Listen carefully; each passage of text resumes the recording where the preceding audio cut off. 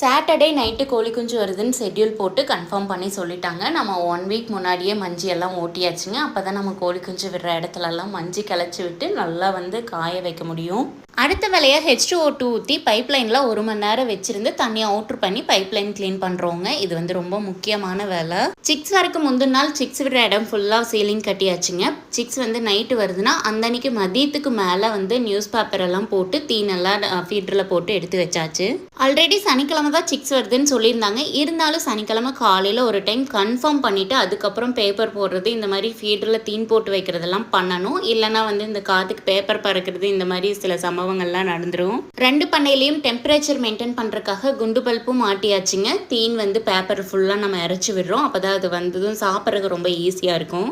Evening பக்கமாக கிட்டத்தட்ட எல்லா வேலையும் முடிச்சு பக்காவாக ரெடி பண்ணி வச்சாச்சுங்க 2 பண்ணையும். பண்ணை பக்காவாக ரெடி பண்ணதுக்கப்புறம் சூப்பர்வைசர் ஃபோட்டோ எடுத்து அனுப்ப சொல்லுவாங்க.